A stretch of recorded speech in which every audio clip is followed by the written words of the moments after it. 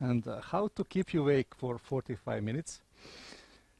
Okay, as you can see, my name is Željen Stanić. I work for CA for the last 19 years. Before that, I was smart and young, and I was programmer, developer, and DBA. And after that, I moved to consultancy in 1993. I'm not as old as, I'm older than Steve, because he started to work with DB2 version 1. I started with DB2 version 2.3, but before that I was working on SQLDS since 1983. That's a little bit it's DB2 on VM system. It's the same stuff, but different challenges. And what is the purpose of this topic today? Because during my work I realized that some people don't follow the rules of our profession, and they are improvising in many ways. What is even more scaring, that many managers are not aware of the rules of our profession and the rules that they should follow. And one of those things is what the standards are available at the moment, what exists, and what is the purpose of SLA in that whole scenario. And I'll touch that SLA area, and I'll also after that go to some kind of DB2 enhancements which are made over the years to improve the quality of performance in your life. Because the biggest challenges are caused by people who are coding SQL statements and programs that have not enough knowledge about how DB2 works. And they didn't get enough education for that. Because in good old days,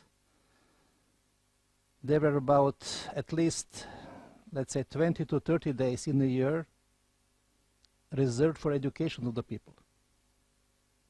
I was happy enough that my company was sending me, let's say, about between 20 and 30 days in a year to IBM for education in different courses. Unfortunately, that's not the case. I don't know how lucky you are. Maybe you are more lucky than some other people, but normally Dr. Google is resolving all the problems, and everything that you should know is available on the web, and it's somewhere. Okay? Maybe it's not the real truth, but okay, something around that. In the first part, I'll speak about SLAs, about definition, about the purpose, what are the key requirements, DBAs and developer challenges, and some kind of review in the end. Let's start with offer for the job. This offer for the job was opened in January 2016 and closed in February this year. Okay. And it's a long list. Okay, this is just the first page, a couple of them more. And what are they looking for? Okay, I put in red what I think it's a little bit more interesting. In this case, because it means, let's say, provide second-line operational support for internal DB2 database infrastructure and systems, 24/7, remote, work closely with other support team. That means you're not only responsible for your installation, you have to work with support team that supports your business. And you should also be aware how the business looks like, because you should be responsible to the business guys. Okay. Another interesting thing is that the service that you are responsible for has a high priority, and therefore you should be active in responding on all kinds of incidents that can happen on that system. That means, okay, you're responsible for infrastructure, you're responsible for support and incidents on top of that, and you have to be aware of existing of current SLA procedures and definitions on your system. That means you should know for each application and development what kind of SLAs are existing there. Because don't forget, SLA is not only for the quality of execution, SLA also is responsible for the quality of applications, of the coding, what the people very frequently forget. I will touch that later on also. Oh, it's some DB2 performance, tuning analysis, security, working with security analyst, disaster recovery options, just the part of the job, okay? And there is more, okay? Besides that, if SLA is not enough, now you're facing some other standard. Do you know what ITSM stands for? Okay, it's like IT service management, and it was basically the base for ISO standards in IT. That means that it was the set of the best practices. I think that started about 75 or something like that in UK, because they tried to write down the best practices for the certain areas and recommend them to the others, and that became like the set of standards in IT, and that was now expanded in ISO standards in it. Okay? That means it's like what the practices are, and IT is infrastructure library framework that it's like it was organization that was supporting ITSM as it is, and it was referring to how the service incidents should be measured, because they in ITIL philosophy is that every aspect of IT change is starting with opening a ticket. It doesn't matter if you need a new printer, if you need a new application, or you need a new mainframe. Everything starts with opening a ticket. And after that, it goes to the different structure, because if you need a big mainframe, new mainframe, it goes to something called advisory board. It's normally like supervisor board in your CIO and the others who are deciding, okay, is it really feasible or not? If not, what we can do about it. And that means that person has to have ITIL certification, and on top of that, DB2 certification. And I like this one. You have to have service-oriented mind that is supporting the business. That means you should know about how the business look like, and you are able to support. And some very interesting, self-motivated to exceed management expectations. I like this one, especially the guys who wrote it down. If you're not self-motivated to exceed, you have no chances. And this is the greatest one, okay? You should work all the time, because you have no free time, because your workload depends on the problems that you have. And that means you are responsible for all actions, and you have to change priorities of your actions based on your management instructions and business instructions. And that basically means you are 24/7 working on everything, or relevant or irrelevant. No time for sleep. And this is like very optimistic.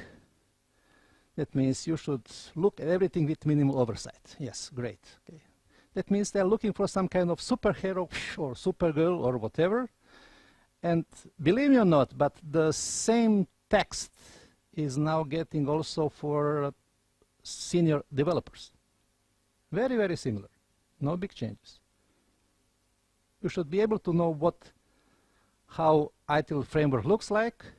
You should be certified for the different areas, and you should be very, very familiar with SLAs.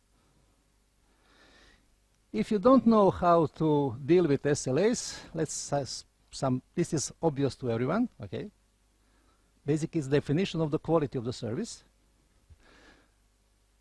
But the problem is how that idea is transferred into the appropriate application and solution. Because the idea is easy to have idea. I want to fly to the moon. Great, okay. I have good idea, but how can I get to there? That's another problem. It's the difference between having a good idea and having appropriate technical knowledge and skills how to reach it. Okay? Because normally, this is from IBM, old books from 80s. Okay, it's okay. some of the veterans, as I am, remember those pictures. For the new guys, this is a 40 years old picture, okay? 40 plus years old picture, okay? This is what the customer wanted, okay? And believe me, it's still relevant these days, absolutely. That's why I put it inside, okay? But I had before the black and white, now it's improved, it's in color, okay? Okay, this is what marketing suggested. Okay, we need something that's similar to the expectations of the customer. That's the guy who accepts the order from the business. Okay, of course we can make it. We are the good guys. Well, let's do it. And after that, you get approval for it. It looks something like approximately like this. And after that, you start to design. And normally that prototype is not as perfect as it should be, and it's something that doesn't work, of course. And okay, we have to do something, and we do it. And believe me or not, this happens in about 30% of the cases. You get something that is not very extremely functional, and then you apply maintenance, because you have to fix the problem. And do you have enough time to fix the problem, normally? No, okay. That means you improvise. And you get something that is working. Right? It looks like, okay, it's functional. Okay, the person here needs helmet or something, okay, but it's a kind of working solution. And besides that, what we are doing, okay, what about funding? How much money do you get for that, your nice project? From my flight to the moon? Yeah, some basics, okay, you can get good shoes and something. And after that, you employ the environmental area, marketing stuff, corporate values, included security on top of that. It has to be safe.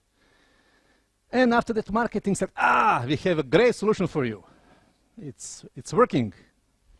If you want to enjoy the life, that's it. But don't forget, we are still having this.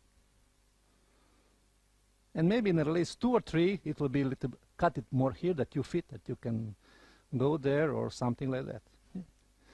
That means that a lot of mistakes are started at the beginning of the design and not understanding what was really expected and what was the wanting. And what I really like, if some of you are developers, it's something called CISQ. It's Consortium for IT Software Quality. Because believe it or not, there are certain standards for the quality of the code. Okay? And I can guarantee you that I think 5% of managers knows for that. On top of that, till now, I haven't met too many customers that have something like software quality control in their environment. Because the guys are just producing the code, and no one doesn't verify or check how that code is done. That means you're basically like pistoleros on Wild West and doing whatever you want, and no one is controlling you.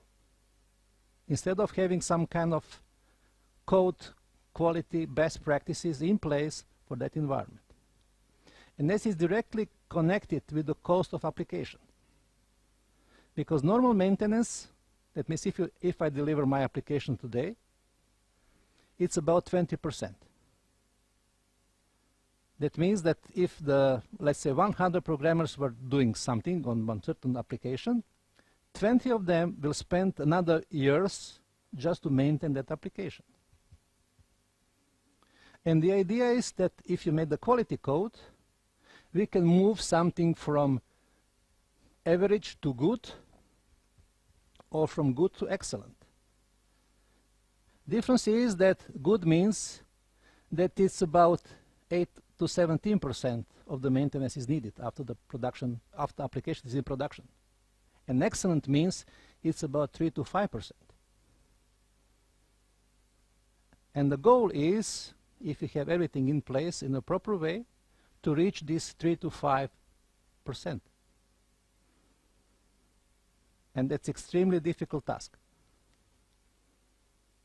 because no one is not doing it, at least in this part of Europe today, even wider. Okay? And that's why I suggest it.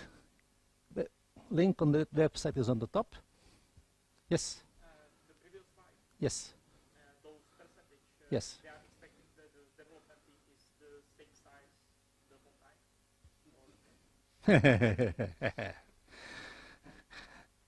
time? Of course not. It just says it can be one program with a good code that should not be maintained. It doesn't matter how big application or set of the program is. It just says, okay, how good is the code? Okay? In real life, you know that it's moving target, that at the start you have a nice application with 50 programmers, and after that you get, sorry, but we need 10 of your guys to do something else, and you stay with the 40 with the same goals as before, and we are talking about the quality. It won't work. Okay? That's why I said, let's follow the rules of our profession. It's called standards, right? It's not what Jelyan says. Some smart people, not me. I'm close to my retirement. This is from 2015. It's not so old. Okay? And that's why I like these guys here. I like also ITIL. I like ISO very much. Because it doesn't give you room for improvising. Because there are rules that our profession should follow. Not what just manager says. Okay, of course he is right, he knows the best, but there are some rules behind that we have to follow. And if you, I put it in the bold here, because it's all about lowering the risk and decreasing the cost. Because if you make something good, it will last much longer and be in a much safer position for this. This is how the global picture of that development looks like. Starting with IT executives, they define the policies, and they're defining the quality priorities on top of that. And after that, it's got application managers, to developers, the QA, because if you said, there's too much in that, we have to reduce actions and plans.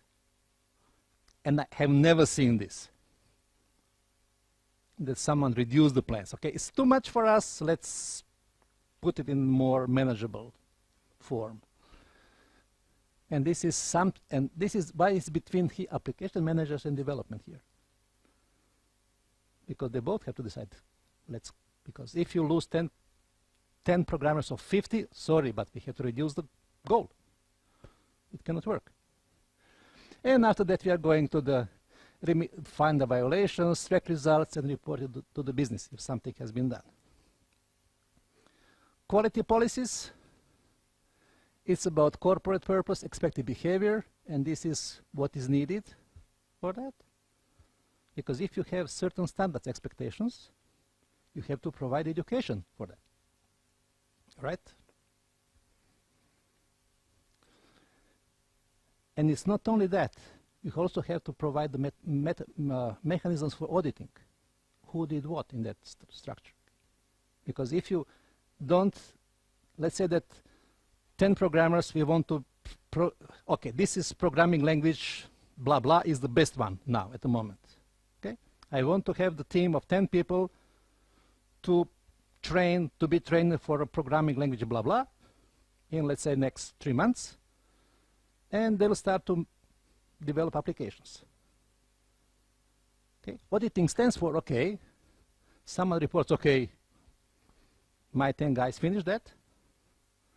Auditing says, okay, I have to verify if all those 10 guys have certificates for that, if they really know. It's not like, because manager can say whatever he wants. But if the guys really finished or something, it should be developed by appropriate education institution. Are they really finished? Maybe someone failed exam or whatever. Okay? And we are now going to the quality priorities. As you can see, the most important customer-facing priorities are reliability, performance, and security. For internal business, it's okay how to do the maintenance with the people I have. But outside, these 3 things are the must. And don't forget that the customers are the guts. This is about how we can review the quality of the code. Because they can come to you as external consultant, okay, let's review your app. How does it work? And these are the challenges that you might fix. In DB2 area, let's say something called SQL injection is like the most typical example. Do you know what does it mean? Okay. And they realize that about 9% of the cases, its systems are vulnerable. And that means that someone is not following the best practices. And when they make those things, because there are many tests about it, you can find out, as I mentioned before, that about 9% of the weaknesses can be found in those application apps, at least. And less knowledge the developers have, that number increases up. And that really opens the door to many, let's say, challenges with exposing the data and privacy stuff and everything like that. But this is really, if you cannot sleep, this is a great things for learning, because if you start to read this about 10 p.m., you will fall asleep in 15 minutes, definitely. Because what is the purpose of SLA? Is that you guarantee something. That means if you guarantee something, there should be some kind of trust between you and that party who is using that service. Because if you buy Rolls-Royce, okay, oh, wow, that's a brand, because you know that that car should behave as you expect, because it's a brand. And they have a warranty for every aspect of that car, because you can warranty for, I don't know, 10 years, and you can unlimited mileage, whatever, just go to the regular maintenance. And that's the purpose of SLA. Because one, if it's broken, it's very hard to get the trust again. And that's absolutely valid for the CA guys who are here from development, okay? Because if you make the bad code, it will reflect us on the field very, very quickly. Because we are the ones who are implementing that nice stuff for them, and yeah, you can imagine that it's not very pleasant when you do something and it doesn't work as expected. Okay? And it's just the matter of defining on the paper what are the expectations, responsibility, and what is the metrics behind. Because you have to define all three things. Okay? Especially about what metrics I'm collecting, and how do I measure the quality of it. And there are many, many more things about that. Okay? Because as I have 20 more minutes, and now on a 15th slide, I have only 60. I have to a little bit move forward, okay? But it's about services and objectives, performance requirements and responsibilities, performance metrics and how I measure them, and about accountability. Okay? But, okay, let's start with design, because the problems are mostly at the beginning, and not proper design. Because people are keen to be lazy like me and improvising stuff in flight, instead of thinking in advance what should be achieved in the future and how the final result should look like. Okay? And that means that when you're designing, there should also be, according to the standard, a team who is reviewing your design. Now we are going back to that quality assurance aspect of the story. If there is no good QA existing, that means quality assurance team in your environment, there is a great chance that you may miss your target. Okay? Because that meaning of that QA team is for reviewing the stuff and approving if it's good or not. It's open for a good discussion.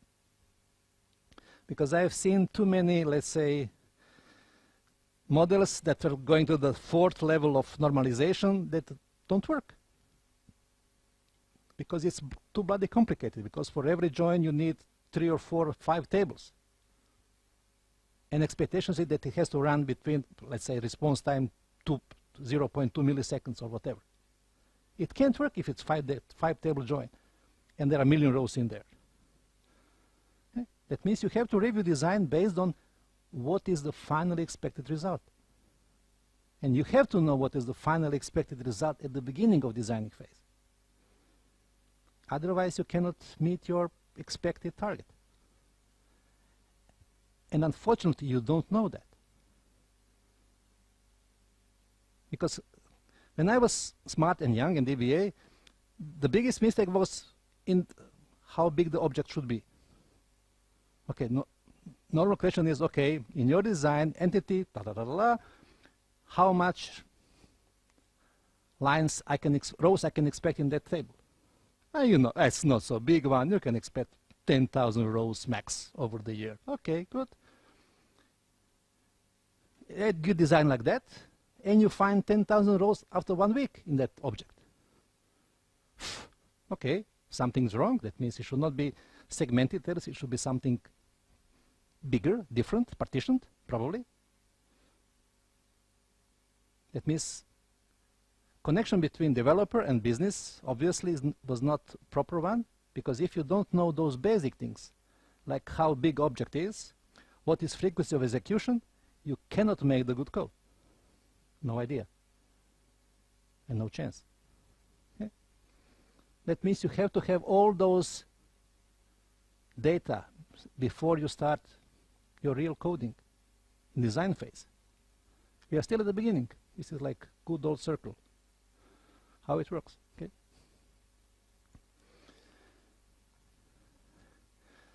You know that, but this is from the book, okay?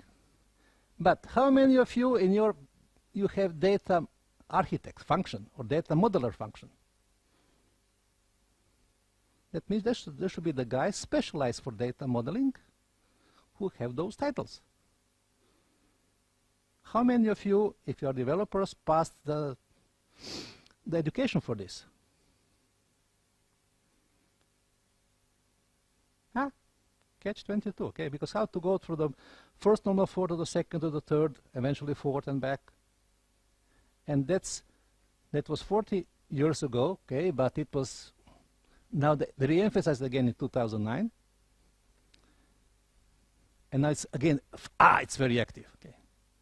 Because it doesn't change the fact how big machine is. It's irrelevant. It can be mainframe, it can be Unix, it can be laptop. The principles are always the same. You have to have the knowledge about what are you doing. And it's called system analysis.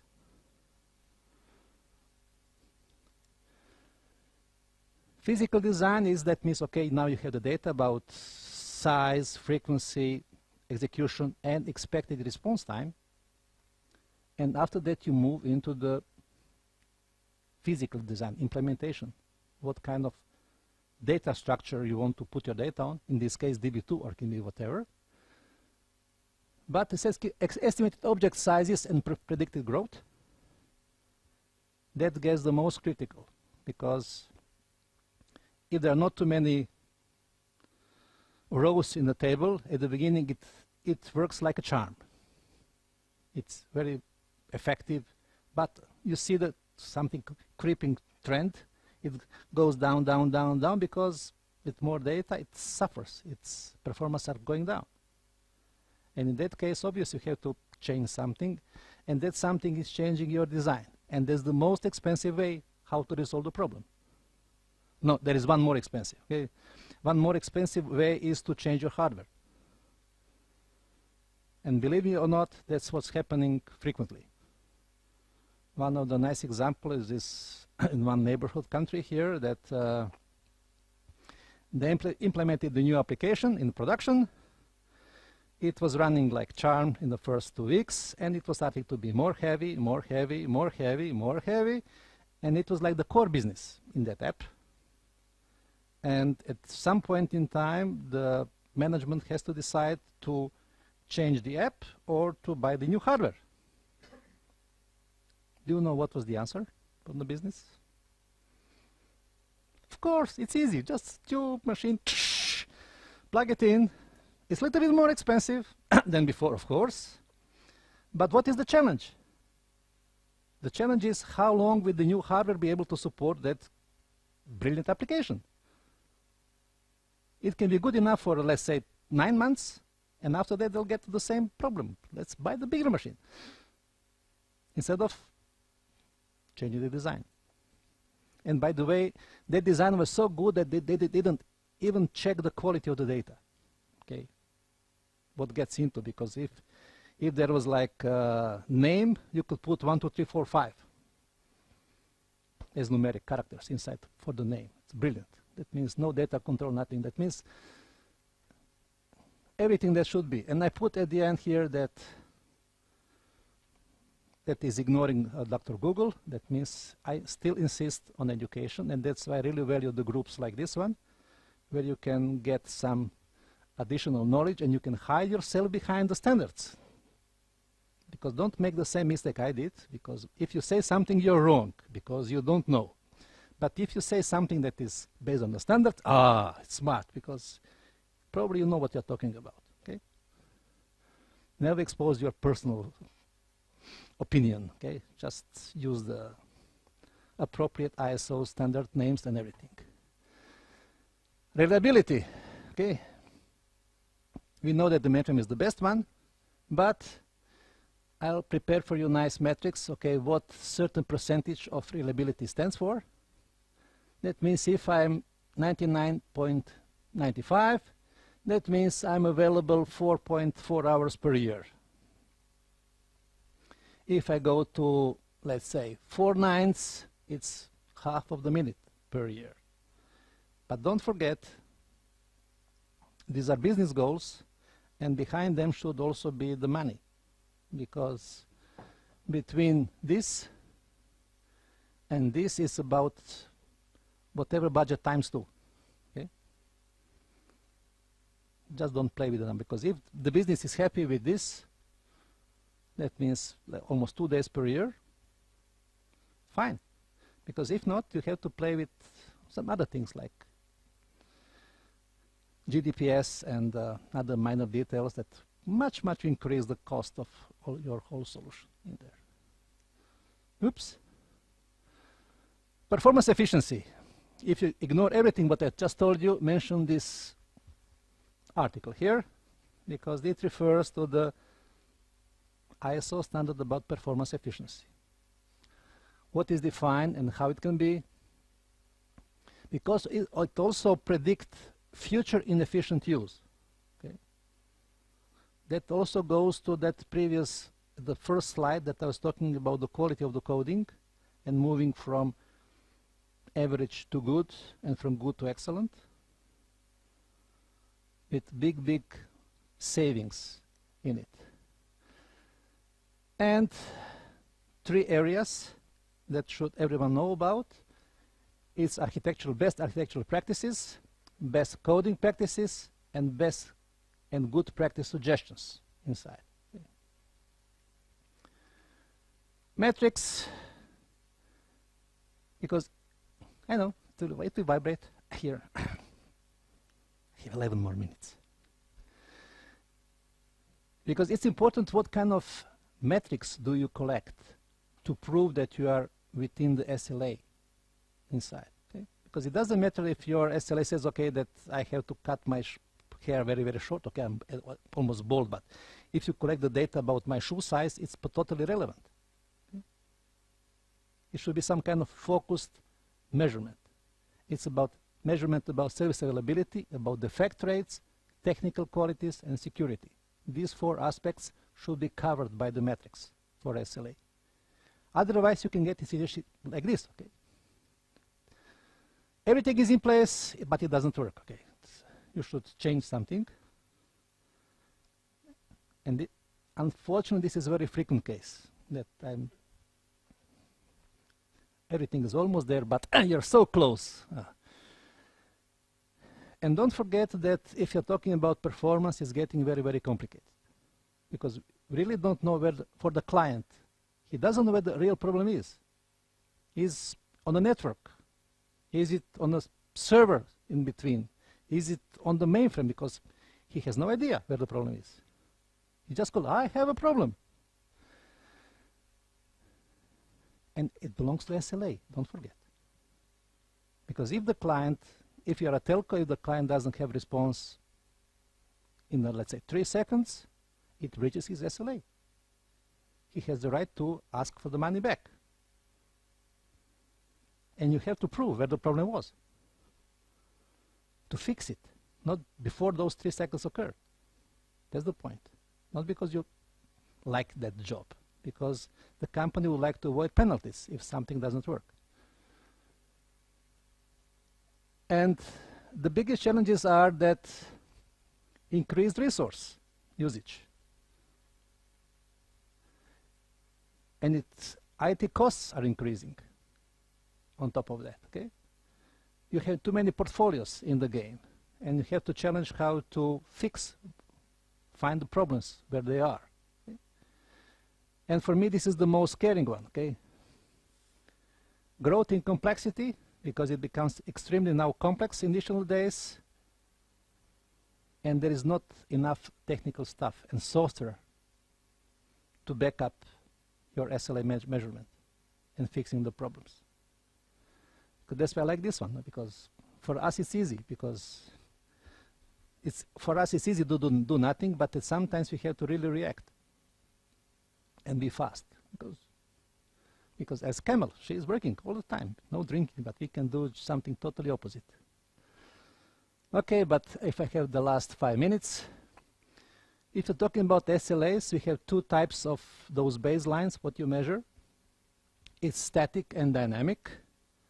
Quickly one, this is like static. You show that it's like creeping trend, it's going.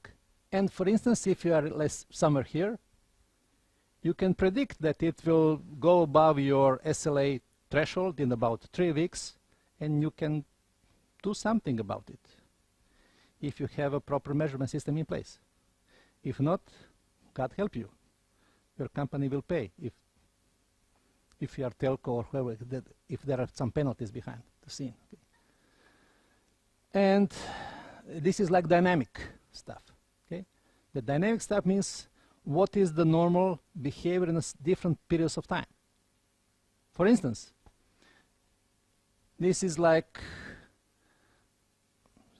8 hours in the morning, start to work, drinking coffee, something, and chatting with the thing, reading the newspaper, whatever. Oh, 10 o'clock, okay, let's do some work, okay? And it goes to the roof, and from 10 to 12, or to 2, we are working very hard, extremely, lunchtime, going down.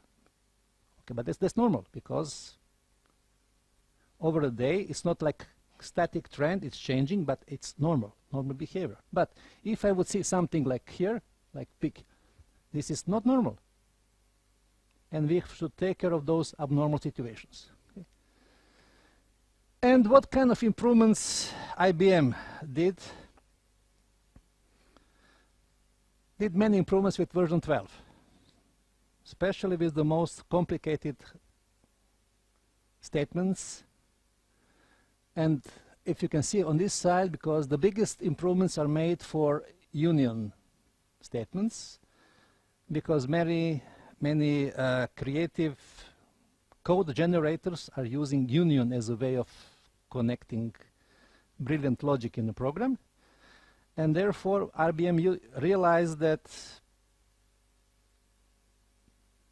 it cannot work in that way, and it didn't work in version 11. And they made a big improvement in version 12 just for that. And more complicated environment is, we'll get to this picture. But let's go about this, because in the good old days, when you make your logical design, it was almost fixed, because you couldn't change anything. But based on the creativity level of developers and their creative thinking, IBM realized that many things have to be changed dynamically. And in the latest version of DB2, version 12, you can have you have 300 pages of alter statements. That means it doesn't matter how not extremely intelligent your initial design was, you can change it over the time when you realize that you have a problem.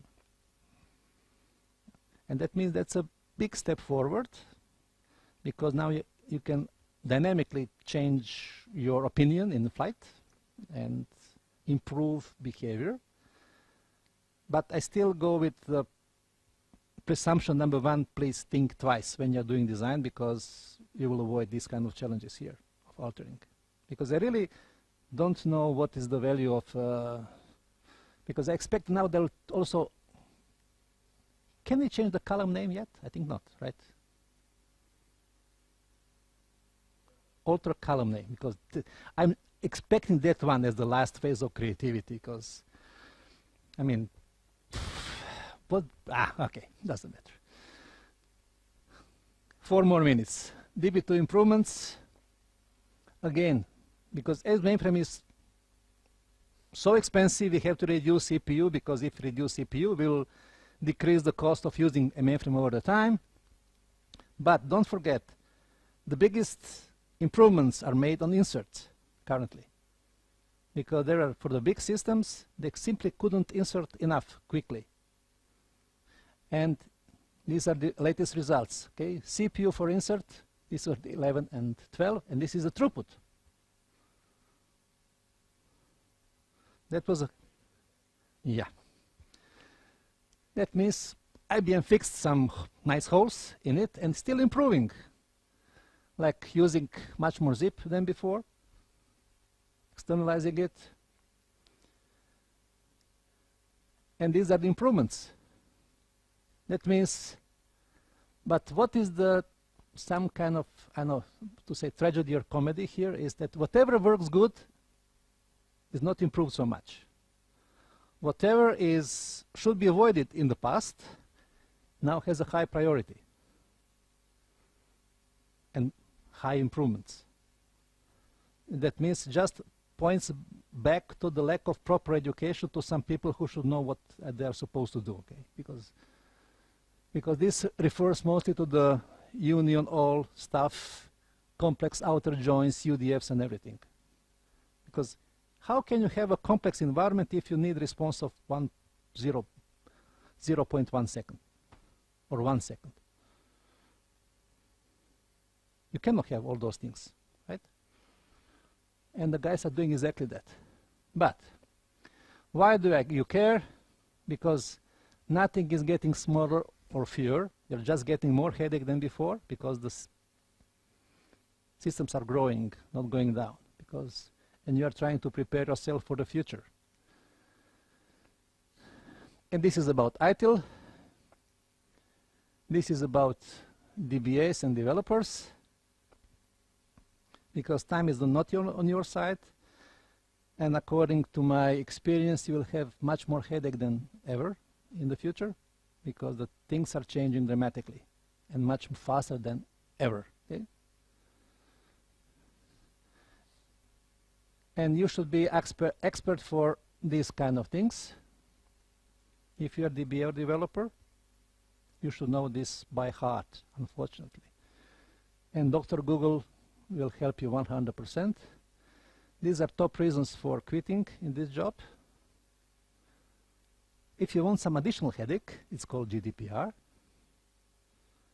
It will affect whoever is doing anything with the data, it will affect you. Sorry, but that's reality. Okay? And you have some, I think that we can leave this presentation somewhere on the web, okay? About PIIs, about sanctions. Because why the people don't like GDPR? It's because of the money. These are the fines. And deadline is 25th of May next year. Okay? And these are the 10 million euros or 2% of the annual turnover. It's a big amount of money. Okay, my time is out, but just to final slides. Data are growing extremely. And don't forget that if you are involved in any kind of SLA, predict data growth as one of the most important factors in that. Test data management and other stuff. And final slide for DBAs and developers. Never ever give up. Doesn't matter what they're doing to you. They're trying to kill you, do whatever but you, but don't give up. And please insist on getting education, because Dr. Google is not perfect for everything. And these kind of groups and IDAC are currently the only relevant source of information how to do the things in the proper way. That's my email address, is over there if you need some help, or if you need info about tourist tour in Adriatic where I live at. Okay, you can call me, ask me. Any questions? Thank you for not sleeping. Wish you good coffee afterwards and have fun. Yeah. Yes.